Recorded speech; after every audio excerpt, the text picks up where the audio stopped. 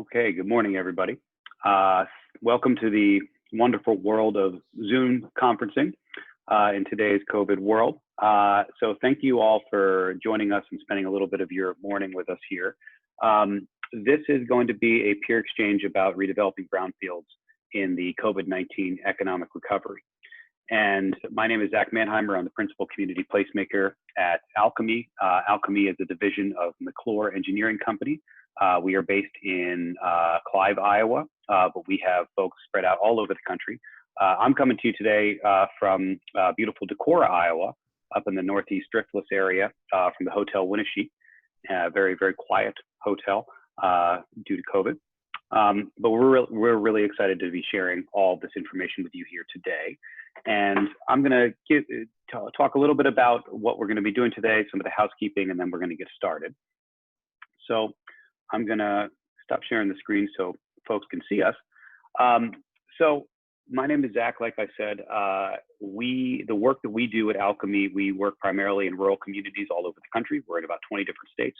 Our underlying belief and principle is that rural America is the next place to pioneer.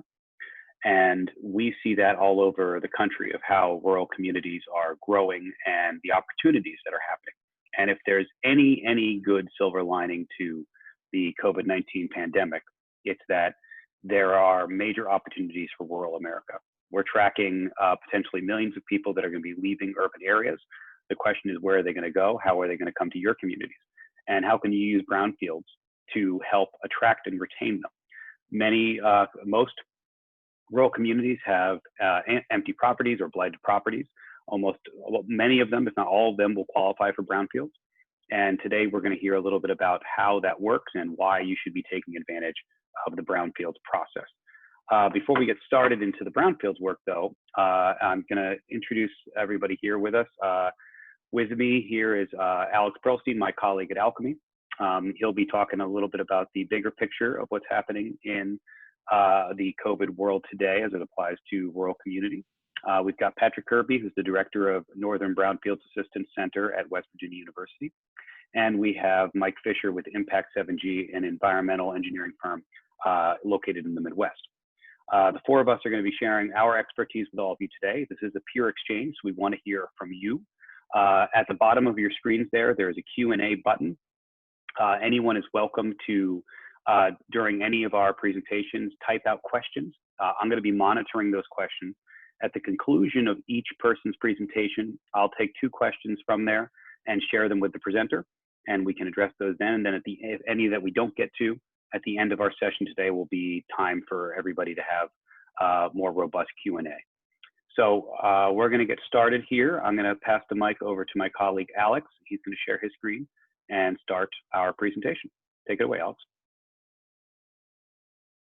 But you got to unmute yourself, Alex. I know.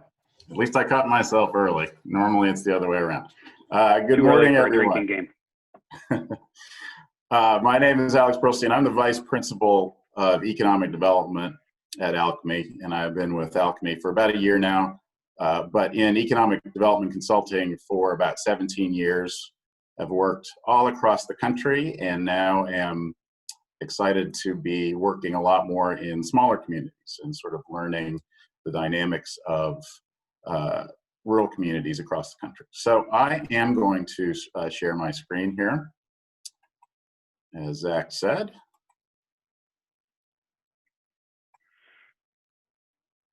And my role this morning is just very quickly to kind of paint a picture, a broader picture of the economic context that we are planning in locally, some of the trends that may affect opportunities for brownfield reuse in terms of what's happening in the economy and what's happening in terms of population shifts.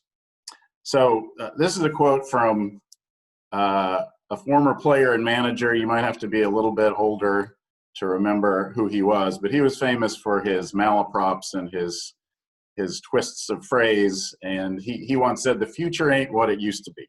And I think that really describes what we've seen in the last couple decades, and especially in the last few years, in terms of what's happening to our global economy and our national economy. This is a look at the last 3 decades, or the last decades from 1980 to 2000, and you can see that in every decade prior to the 2000s, there was job growth and population growth. In the 2000s, actually was the first decade in American history where we had a net loss of employment over the 10 years. But we still gained population. We gained about 28 million new residents, but we lost about 1.5 million jobs.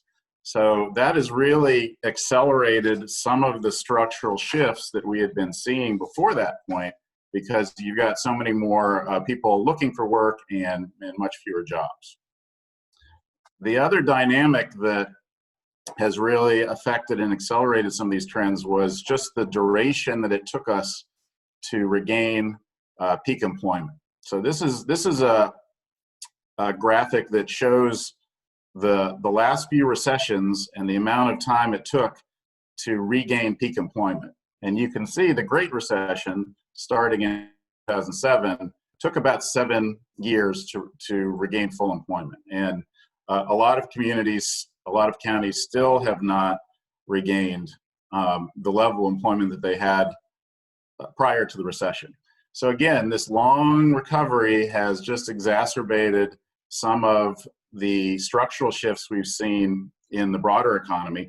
A lot of the jobs that were lost in the recession were replaced by lower skill, lower paying jobs. So even though we've regained full employment, it's a different economy. The jobs that were lost were not replaced by equivalent skill level or salary jobs. The way to really kind of see this structural shift is to take a look at the industry with the highest employment by state. So this is 1990, and the color of the state really reflects the industry that had the highest level of employment in that state. So you see in 1990, the nation was dominated by production employment, by manufacturing. You see some retail, and in Nevada, accommodation and food services, understandably because of the casinos and the gambling economy. So you just shift forward about 25 years, and you can see that it is entirely changed in terms of the largest employment sector in most states. Healthcare is now the top employing sector in most US states. It was not even on the map in 1990. So you can really see through the shift in employment at the state level that we have really transitioned from a production-based economy to a services-based economy.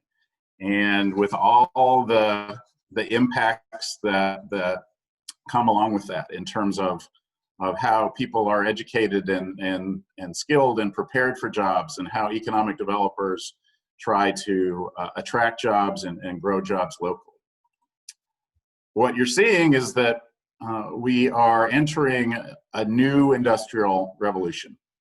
And there's sort of different terminology that people use for it, economy 4.0 or the fourth industrial revolution, but essentially we are shifting to a smart automation model. And this is where you see some of the buzzwords like artificial intelligence and Internet of Things and robotics, and these trends really coming into play. And again, this, as industrial revolutions in the past have completely changed how we educate and we prepare students for careers and how we attract and grow jobs, so too is the fourth industrial revolution going to affect everything we do in terms of local policy and development. The projections of potential job loss because of automation are pretty staggering. So this is really going to be the shift that we're going to be seeing for the near future and perhaps even longer than that. COVID, of course, throws a wrench in all of this. In some ways, it will just further accelerate those trends towards automation that we've already seen. The consensus is starting to coalesce around the fact that we are in a new normal in terms of the global and national economies. There's been over 1 million people that have filed first-time unemployment claims for upwards of 17 weeks. About 26 million fewer Americans are employed in Q2 2020 than in Q4 2019. And here's the sort of really powerful statistic that about 42%, and I've seen numbers that are even higher at this point, of pandemic-induced layoffs are projected to be permanent. So we've got, you know, an unemployment rate that might stay above the pre-pandemic levels for at least the next decade. 4 big trends that we're starting to see, and this is the Brookings Institution this month released some research that tried to summarize the trends that they're seeing. Telework looks like it's here to stay. This de-densification of cities, this notion that density is going to be dangerous, or, you know, if you're not able to spread out from people, you're at risk. Consolidation of large firms as companies go under and the marketplace has completely shrunk, and this notion of automation by necessity because workers are not able to be at their places of employment.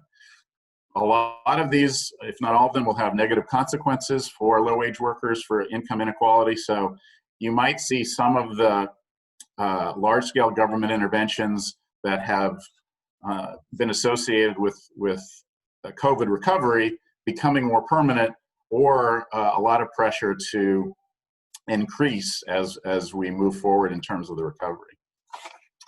The one reality is that we don't quite know where we're going to be on the other end of this. And this is a quote from a professor at Columbia University that was in the New York Times a couple months ago. And it really is, I think, true that we don't, to anyone who says they know strategically what is going to be the highest impact activities that will move local economies forward, they should be in Vegas, because they can maybe see the future. But really, it's a question of our communities are going to be what we make them based on what's possible and the resources that we have. One of the new normals that we think is going to be strategically a priority locally is the potential need to retrain folks that have been laid off for jobs that are going to be created. And as I mentioned, this is the president of the Virginia Economic Development Partnership, who was instrumental in getting Amazon to locate in Northern Virginia. And this is what he's hearing from site selectors, that trends that were already, disruptions that were already underway, automation, digitization, have just been massively accelerated because of COVID, because of employers having to adjust to their workers not being able to be in the office. The other trend that you're really seeing, and at this point, as Zach mentioned, you're starting to see some data around this, but at this point, it's largely anecdotal, that there is going to be a mass relocation from the high-cost coasts to lower-cost mid-tier cities and rural communities. But, you know, people are really starting to question why they're paying $2,500 a month for a studio apartment in San Francisco when they're working remotely. And so this really is going to create some opportunities potentially for communities to try to attract this talent that is interested in working remotely and looking for a cheaper place to do it. And again, you're starting to see some data. We're so early into this, but you're starting to see some data from the millions of people who have been forced to work from home, kind of liking it and thinking that it might be something that they would want to do permanently. 75% of those who are working remotely would like it to be an option for them when we've moved past the pandemic. And upwards of 60% are saying that they'd be more likely to apply for a job if they were given the option to work remotely. So there's a lot more kind of choices. There's a lot more opportunities in the mix for communities that may not have the jobs locally, but have a quality of life and the technology to be able to accommodate these workers who are looking for different options in terms of where they live. a huge challenge, though, for especially rural communities, is broadband. And even in some cities, I live in Birmingham, Alabama, and there are some communities in Birmingham that have spotty access to broadband, but it's going to be a mandate. It's like infrastructure like roads and utilities. If you don't have high-speed broadband, you're not going to be able to compete for these workers who need those speeds to be able to work remotely. Another trend that you're seeing is, and it's related to that de-densification, is a reconfiguring of public space. How can we use outdoor areas more effectively? How can we take a couple parking spaces and create some outdoor dining, pop-up pocket parks, try to say that quickly, protected biking lanes, walking paths. These are just some examples of some retrofits that have already occurred. In the top right is a open streets initiative, which actually closes a street for pedestrian traffic. In the lower right is a bench that was put into a parking space, just kind of built in place to provide some socially distant opportunities to sit and relax. And in the upper left is an image of Portland, Oregon, and what they're planning for the Northeast District, and just taking essentially the whole street and turning it into outdoor dining, green space, pocket parks, etc. So with that, that is my contribution. So I'm going to stop sharing, and we are going to move on to our next speaker. Thank you, Alex. We do have two questions. First of all, John asked if the PowerPoints will be available after the presentation. The answer is yes. We will make those available, so anyone who would like them, just contact myself or Kate. Also, this session is being recorded, and we will share it out with everybody as well, if you'd like. And one other question from Larry. Alex, what was the source of that you used for the data on employment? I believe it was related to the switch from 1990 to 2013. Oh, that is just Bureau of Labor Statistics data. Okay, great. Okay, I am now going to share my screen, and we are going to go forward here. Okay. Have to run through Alex's again, so we get to see everything just a second time. Oops, went too far. Okay, so my name is Zach. We've already met, so I'll move forward here. We are Alchemy Community Transformations. We work in communities as small as 80 people and as large as 50,000 all across the country and Canada.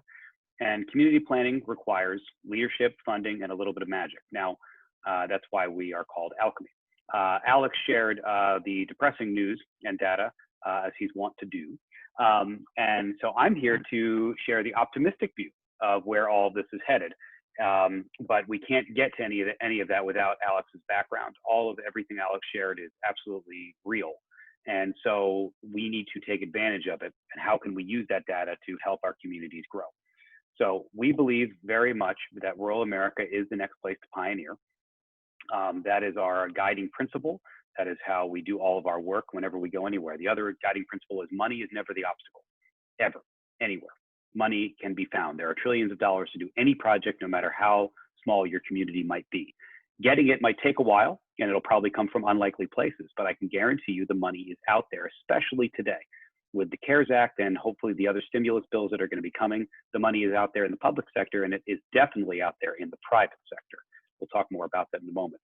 We do creative placemaking, which is a fun way of saying, how do we help communities prepare for the next generation of workforce? What are they missing to help attract and retain those individuals while still creating a healthy, fun, vibrant community for those who live there currently?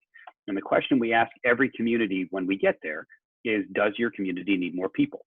Almost always we hear yes. If we hear no, that's interesting. But mostly we hear yes. And there's this myth about rural America. There's a myth that there's no good paying jobs in rural America, and that's a complete myth. The reality is there's thousands of jobs available. We just need more people to take the jobs. That tends to be the problem. And this age-old economic development that we've been doing for nearly 50 years now, of incentives for companies, how do we throw money at them, tax incentives and otherwise, to get them to move to our communities to create as many jobs as possible. Not necessarily a bad thing, but it largely has not worked throughout rural America. And instead of, not instead of incentives for companies, but in addition to, how do we incentivize people? Doesn't matter how much money you throw at a company, if you don't have a vibrant workforce, they're not going to move there, especially if their current employees don't want to live in a community without the vibrancy that's there. That's one of the keys to rebuilding. It's also about what's unique. What's unique about your community? How can you capitalize on that, and how can you use that to grow? And if you ask millennials what they want in a community, what's it going to take to get them to move there, I guarantee they're going to say one of these three things right off the bat. They're going to say they want mountains, they're going to say they want oceans, and they're going to say they want a professional sports team. Now, being that that's not likely to happen in every rural community across the country right now, this is the world we focus in. And Alex showed some of this data before. They want a cultural community. They want smart transportation. Doesn't necessarily mean public transportation. In many cases, in rural communities, public transportation does not make financial sense, but there's other ways to do it. They want great parks, recreation, and walkability. They want jobs. Jobs are important, but they're no longer the first, second, or third driver for what the millennial generation is looking for. And they want entrepreneurial culture. If you can hit these 5 things, your community is going to grow. Now, I focus a lot on that younger generation, but we break this out into these categories: 18 to 35, 35 to 55, and 55 and up. And something we've learned, that first group, 18 to 35, and the last group, 55 and up, they want exactly the same things. They just do them at different times of the day. Everybody wants to go downtown and have a nice meal, have something to drink, hear live music, go shopping, walk on a trail. Some people do it between 4 and 8 o'clock. Others do it between 8 and 1 in the morning. People like me, who's stuck at home with 3 kids, I don't get to leave the house anyway. I don't matter. It's that first group and last group that we focus on. So, new ideas in this post-COVID world. First of all, as we've said, rural America is the next place to pioneer. We need to believe that and act on it. And we have to look at migration trends. And this is something that we're tracking, and Alex touched upon some of that. For the past 4 years, the coasts of our country have been oversaturated. People have been leaving in droves. Where have they been going? Here's a map of where they went between 2000 and 2007. They largely went to what we call the second cities: Minneapolis, Kansas City, Nashville, Austin, Denver. Those are the cities that saw major population gains over the last 2 decades. Today, we believe those cities are now oversaturated, and we're now in the rise of the third city. That's places like Des Moines, Boise, Idaho, Albuquerque, New Mexico, Birmingham, Alabama, Little Rock, Arkansas, Madison, Wisconsin, Raleigh, North Carolina, Memphis, Tennessee. These are the cities that are also seeing growth patterns now that are beginning to emerge, like the second city saw the last 2 decades and our coast saw for the last 100 years. And we used to say to communities, you need to prepare for 30 years from now. By 2030-ish, those third cities that I mentioned there in the middle column, those cities are the ones that are going to hit saturation points sometime around 2030 to 2035. At that point, the fourth cities and the fifth cities are really going to gain traction. But because of COVID, something interesting has been happening. It's all about disruption. Today, the largest producer of content, producer doesn't actually produce any of their own content with Facebook. The largest transportation company does not own any vehicles with Uber, and the largest hospitality company doesn't own any property, Airbnb. That's disruption. But disruption doesn't only have to happen in big places. How can rural communities disrupt? And we need to be thinking of that and really being bold. Rural communities play catch up. We're on defense all the time. That's crazy. I don't want to do that anymore. I want to go on offense. I want to jump over 2 decades and get in front. And we can do that, and we can show you how. Here's a couple of disruptions. This is the first rural forge in Jefferson, Iowa, population 4,300. This is a software engineering company. They move to town. They start training kids in 7th grade in how to code. If you go through the whole program upon graduation of high school, you're guaranteed a job at the forge with starting salaries around $50,000 a year. This is Base Camp Coding Academy in Water Valley, Mississippi, 3,500 people there. They take recent graduates in northern Mississippi every year, over 25 of them today. They put them through a year's worth of boot camp in learning how to code. It costs $9,000 per student for that year out of high school. None of the students pay any of the dollars. It's completely paid for by companies like FedEx in Memphis and tech companies in Jackson, who all hire these kids right after the year of completion, and they have starting salaries averaging at $62,000 a year directly out of high school. This is disruption. This can happen everywhere. This is Lanesboro Arts in Minnesota, a town under 1,000 people. They took multiple storefronts in their downtowns and turned them into cultural centers. This is one of my favorites, the New Arts Collective in Arnoldville, Louisiana. About 1,000 people live there. They took this old building there, turned it into a cultural center that has attracted hundreds of thousands of people from all over the region. This is disruption. But the big disruption, of course, is our good friend COVID-19. So we used to say 30 years that these communities should be preparing. Now we're saying 10. We believe that rural communities are going to see significant growth in the next 3 to 5 years if and only if they prepare for what that generation needs. And Alex touched upon a lot of this. Broadband, number one, or shared equally with housing. Broadband and housing are the two major things almost every single rural community needs to address, as well as those specific amenities that's going to attract more folks to live here. We call this our rural hierarchy of needs. It all starts with housing. Doesn't matter how many cultural centers or cool bars like where Patrick is hanging out right now that you have, if you don't have anywhere to live. Housing is number one. High-speed internet, quality of life, education, medical services, transportation. This equals workforce. This is what attracts people to come.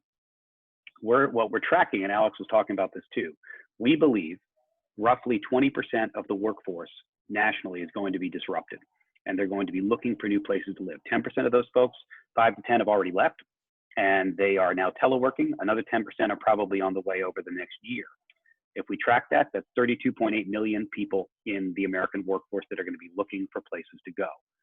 Could a few million of those come to rural? Absolutely. But how do you get them to come to your community? How do you pinpoint them? How do you get them there? This is the quote that Alex shared before that I love to steal from Dr. Lilly. Doctor. We don't know what it's going to be. We have no idea. But we can shape it. We can direct what we want that to be now. And the other slide I stole from him, but replaced at the top here, is that last week we saw Google announce that they're going to allow folks to telework until July of next year.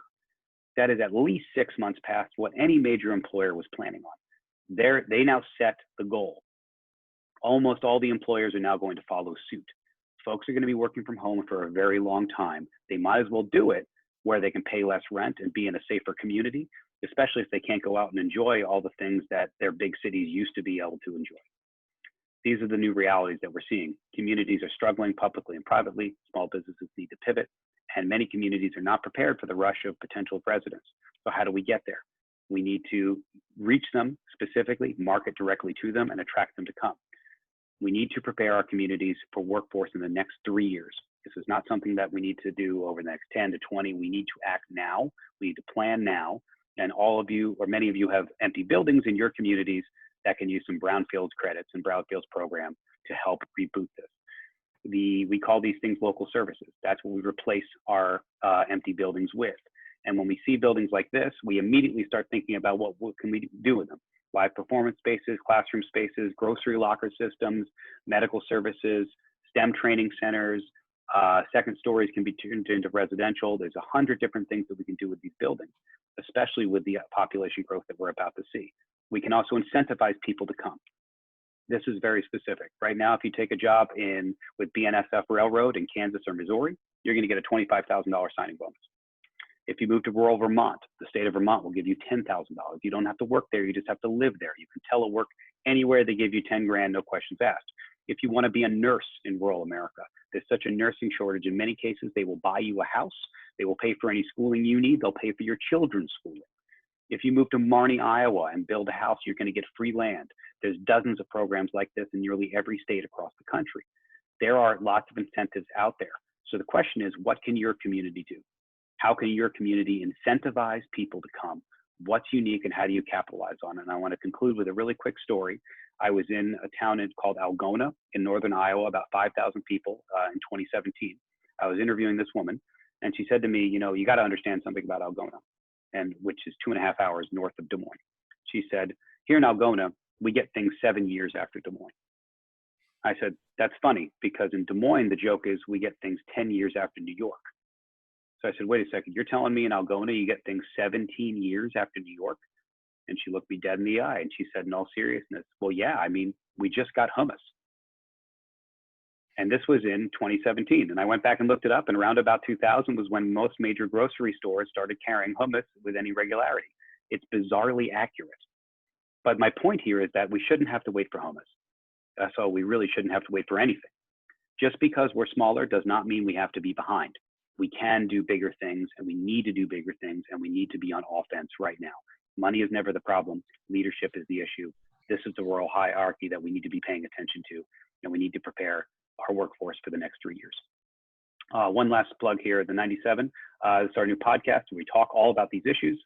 Hope everybody can log on to 97podcast.com, give it a listen, and let us know what you think. So that is from me. I'm going to check no open questions here. All right. So I'm going to stop sharing here in just a second. Okay. And I am going to turn things over to Mr. Fisher.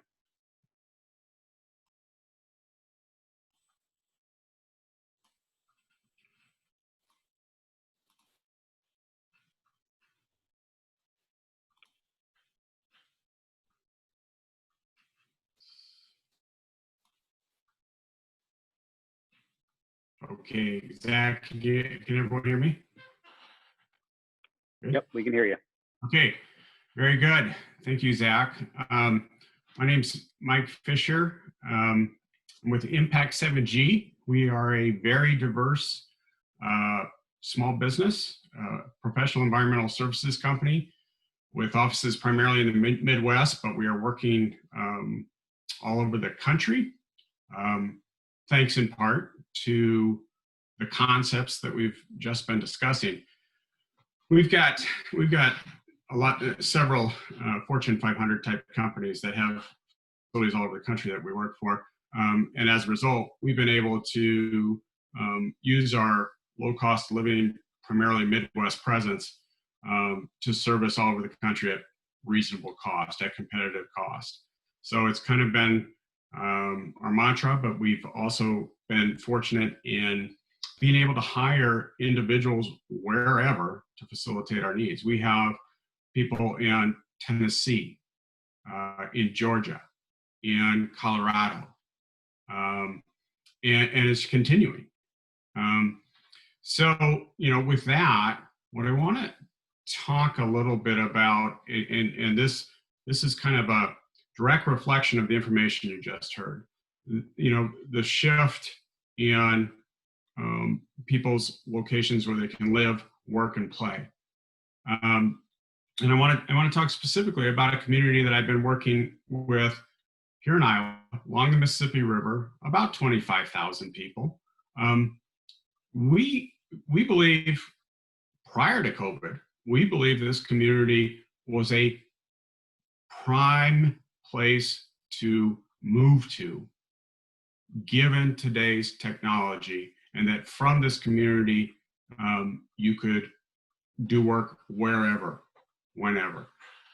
It's a historic community along the Mississippi River, kind of a typical Iowa Mississippi River community, with the exception that it has a predominance of historic structures.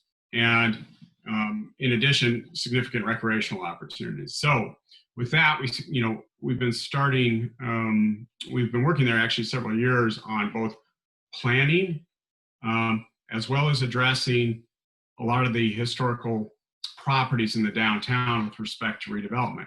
And a lot of that redevelopment is geared toward housing. So it plays right into what Zach and Alex were presenting on. So I'm gonna attempt here to play a video, and take a look at this video, and keep in mind that this video was produced last year pre-COVID. And then we'll talk a little bit more after the video is done about how post-COVID relates to the situation in Burlington.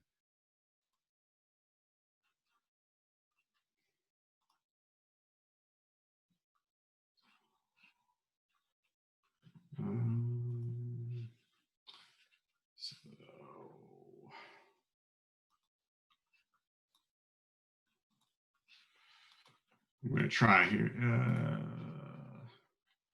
Help me out here, Zach. I got to get back to that video somehow.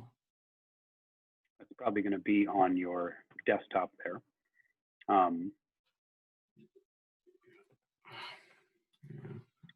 If not, Alex and I can reenact the video. Nobody wants to see, so yeah, just probably bear best. with me a second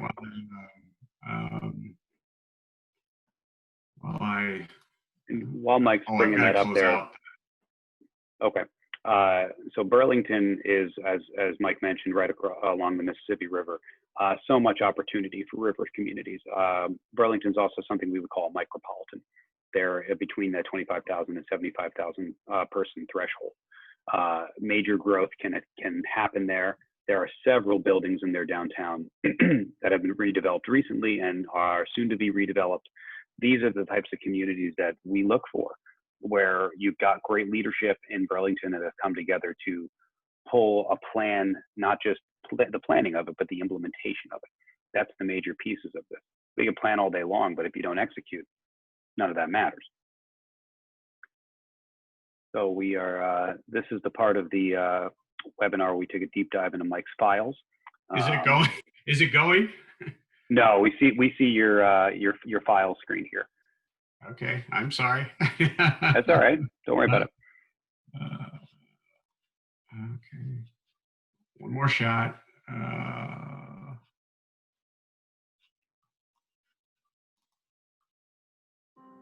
Can you see it? We hear it. I think you got to share your screen again. Okay.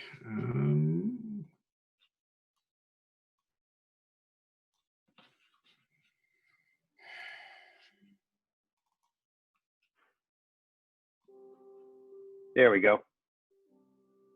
Burlington's fortunate. We're right on the Mississippi River here, so that is a huge draw that I believe somehow gets overlooked sometimes. We're part of the historic tax district. These buildings, you can't recreate these. I mean, there's no way to recreate these. And you're running out of them, I think. And the opportunity to be part of Burlington, part of these redevelopments is pretty exciting. When I first got on council in 2014, one of the big things was people were concerned about the downtown. They were digging dirt and putting dirt on the downtown. They said it was pretty much dead. We knew that losing this building was most likely that the majority of this block would just be used as surface parking. That's not going to lead to much in the way of economic development. Brownfield sites in Iowa are both large and small. Some an abandoned industrial factory, a large railroad yard.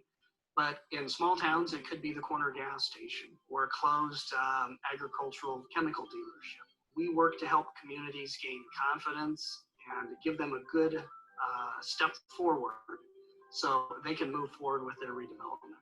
We knew that we had to layer grant funding to take care of lead and asbestos remediation. And before that, we had to work with the state to test and see what we were up against. The purpose of the Brownfields program in general is to bring back underutilized properties back to life by determining if it has a perceived or real environmental contamination. So we've got a core here in downtown Burlington with a lot of history and a lot of properties that have perceived or real contamination issues. So we have an opportunity to bring those back to life. Downtown Partners identified this as an important building.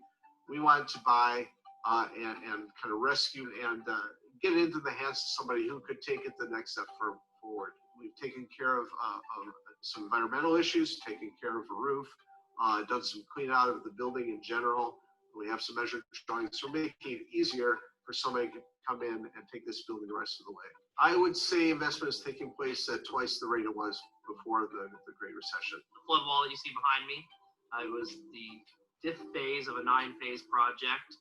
It was a $6.5 million project that allows us to protect up to a flood level of 28 foot.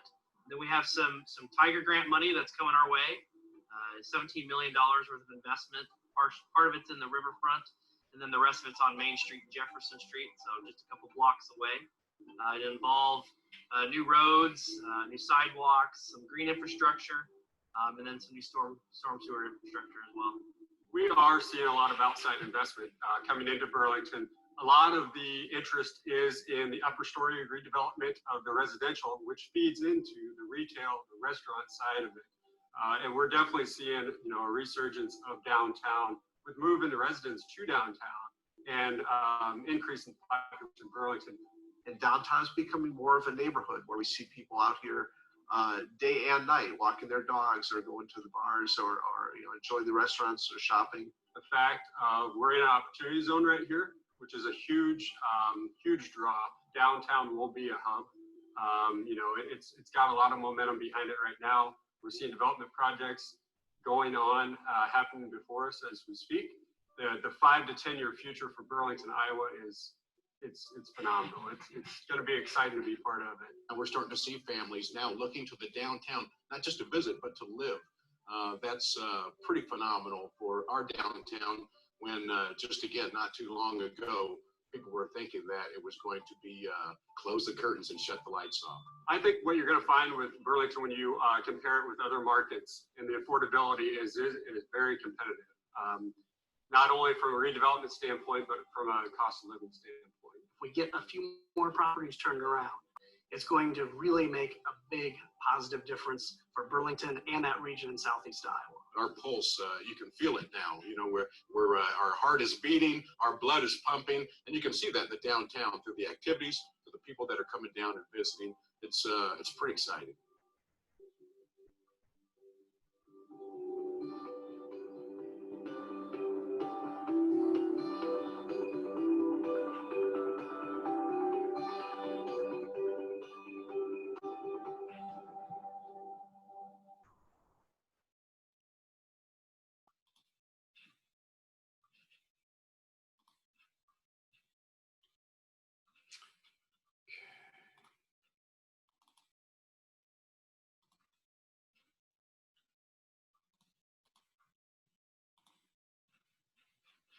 I lost it. So with that, again, that was prior to COVID. So the question that we are faced with now is, how have things changed? From what you saw in that video, from the momentum that was discussed, how have things changed? Well, I posed this question to several of what we call our Brownfield sponsor group in Burlington, and it consists of economic development folks, city staff, commercial real estate folks, etc. And things have changed. Some of the small businesses, especially in the hospitality arena, are struggling. But for the most part, things are moving along, maybe not quite as fast. Most of the redevelopment projects that were underway are continuing. The Tiger Grant projects, which are primarily city infrastructure and city municipal improvements, those are continuing. The opportunity mixed-use redevelopment, there's a fairly large opportunity zone mixed-use redevelopment that's proceeding. It's not going to proceed probably as fast, but it's still proceeding. So things are moving along in Burlington. You've got to realize that in the Midwest in general, that these, as was said earlier, these communities have been on the defensive for some time. And it is time to get on the offensive. They've been on the defensive since the farm crisis of the 80s. They've been on the defensive since we lost a significant amount of our industrial and food and ag processing jobs throughout even into the 90s.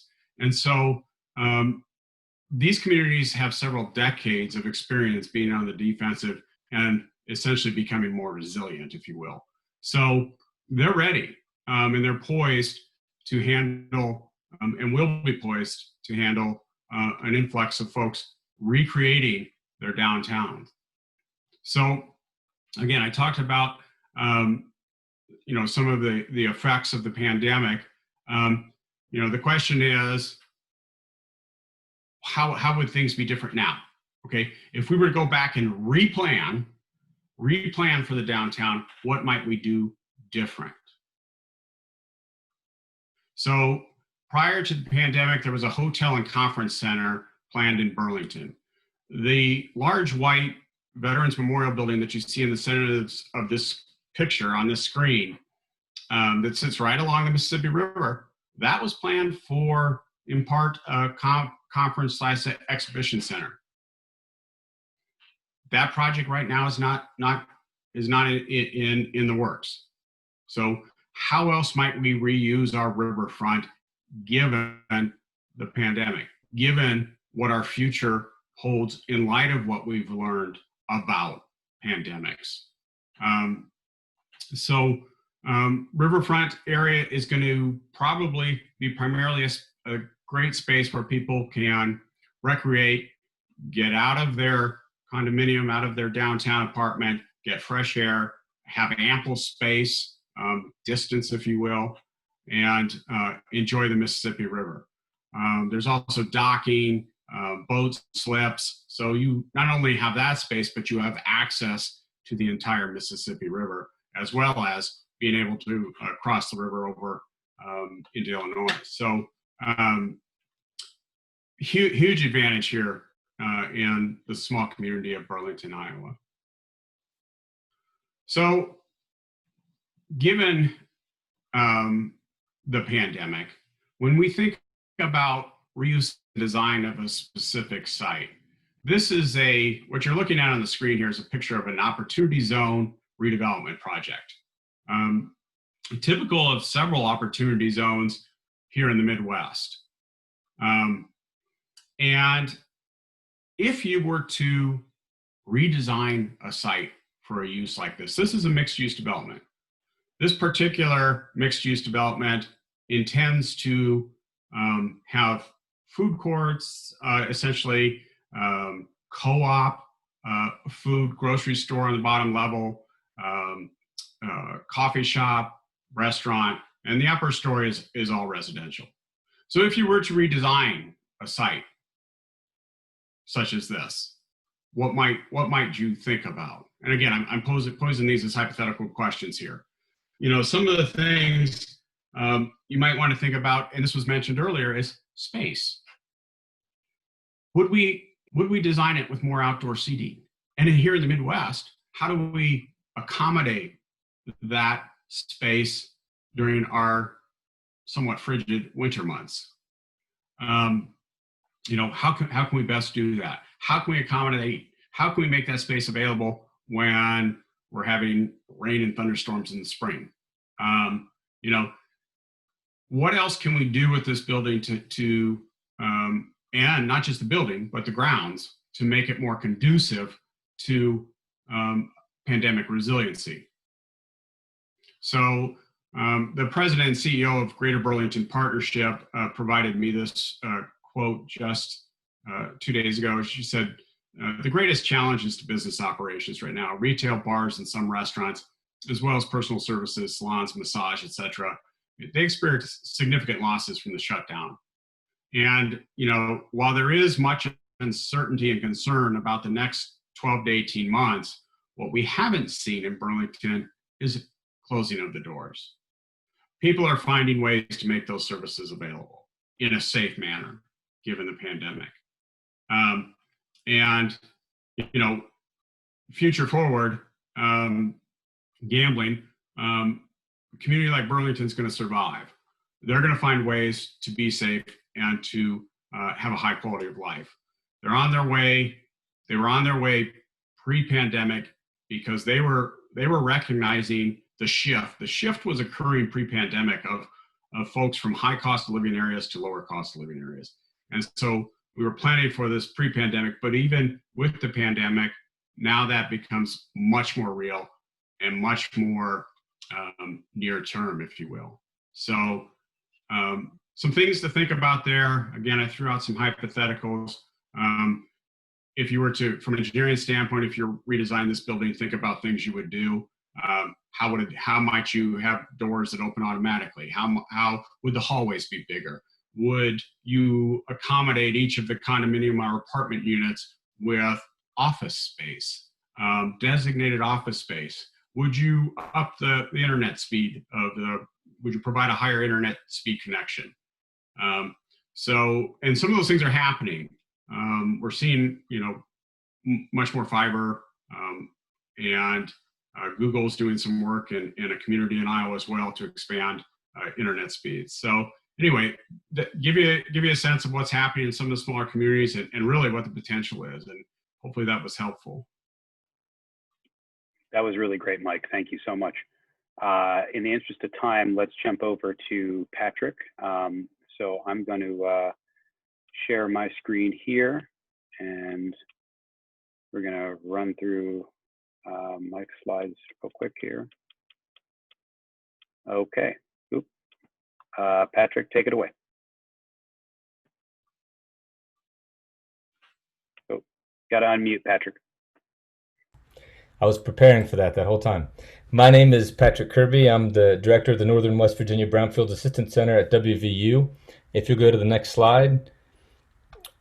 In West Virginia, we help communities, we promote the reuse of brownfields with the overall goal of trying to improve human, environmental health, and economic outcomes for communities, specifically in West Virginia.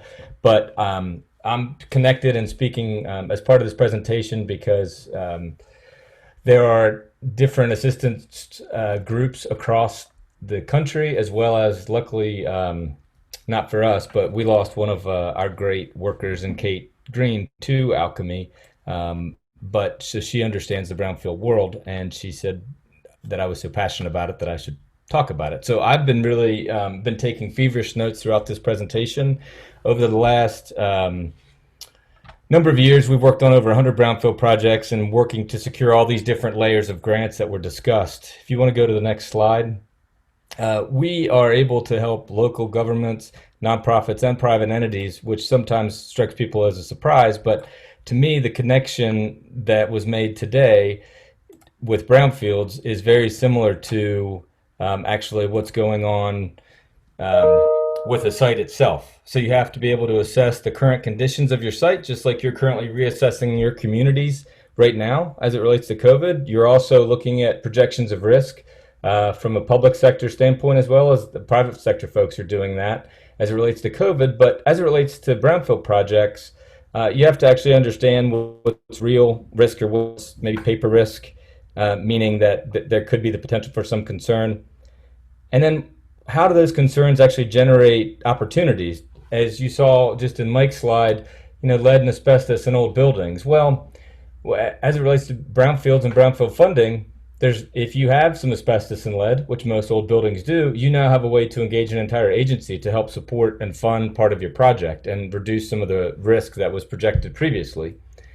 As well as things like we're doing today, is everyone has, I like to think that, every town we work in, actually, a great colleague who happens to be a funder as well, always says, everyone comes to me and says they're unique. They're all distinct. Their projects aren't necessarily unique. They may have a riverfront, they may have a main street, and they are distinct riverfronts and main streets, but they're not necessarily unique. So someone has been there and done that. Go find them, and you can ask them what they did, and you can definitely replicate it. And then I'd like to move into reimagining what your communities could really be doing right now. So if you want to go to the next slide. At the end uses, as Mike said, may be different than what they are. And brownfields is not meant to be a derogatory term, but it's a way to actually access resources. The grandfather of brownfields, Charlie Barch, if you're lucky enough to know him, he actually was trying to pivot to industrial legacy sites there very recently, because it's not that we're frustrated that it was a glass site. It was a glass site. It was great, and it actually employed a lot of people. It just hasn't been a glass site for 20 years. So we might be ready to move on and honor that legacy and use some brownfield funding to clean up some of the glass site components. But part of that is actually looking at your team to understand that the priorities may have changed locally, and maybe reassess the stakeholders that are working on the project, not in a negative way, but just understand that if it was a business owner, that they may be distracted, but check in with your team members. And then make sure that you still do have that local leadership, is that they're focused on COVID, but how can you use COVID and some of the different stimulus monies that Zach mentioned earlier, that they're actually a way to meet new priorities. So use funding for some of that spacing. There's some nonprofit centers that we have here in Morgantown, and now there's they already needed to be ADA, CDGB funds to make them ADA compliant. Now they're looking at some of the other items of design that Mike had mentioned. But remember, the leadership doesn't have to be just a mayor or someone official, but it needs to be a group of stakeholders that can communicate with those necessary stakeholders. So think about creating a task force if you don't already have one, or one that advises, say, a city manager. As far as the EPA Brownfield folks that are familiar with that on the call, that's looked very well, and the EPA is used to seeing that, and it actually provides a way for both inputs and then sharing back of that information. So remember that when you're looking at your team, people are looking to make an impact, and figure out what you need. And I normally use a stakeholder matrix, which is a little bit in the weeds, but I just like to share that it's when you're asking people, they want to make the impact. So you're finding out who you think what stakeholder you might need to access, what way, what connection you would have with them to access to get them to participate. Their next question is going to be, what can I do? And make sure you have something they can do that's tangible, because they don't just want to attend another meeting in a week. So that actually drives us into what are different eligible uses that you could be saying, hey, we can do something tangible together because we have some funds. If you go to the next slide, Zach, you'll see that the eligible planning activities now include site reuse assessments, market studies, and I've used Brownfield funds for this. Your project officers are your friends. Well, I mean, that might be a big leap, but they're excited that you have the funds and they want you to spend it. So look and say, oh, well, that downtown conference center may not work. Well, what would the market entail? I mean, should that then be residential? So you can use some of the Brownfield funding for things other than phase ones and phase twos. If we go to the last slide, and I know I was going quick because I get excited, but this is the way that the EPA views the Brownfield process, which is their only true understanding of redevelopment. I think it's great. You start with community involvement, you're identifying a site with reuse potential, but what the site that you identified before with reuse potential may not be your same priority site, or the reuse potential may have changed.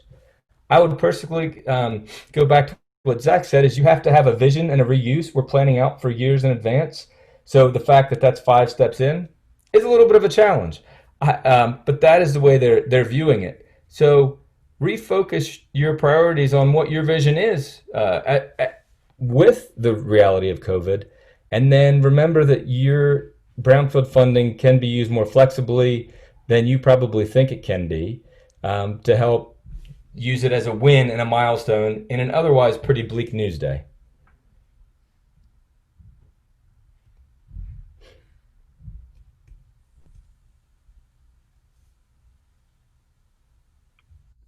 Thank you, Patrick.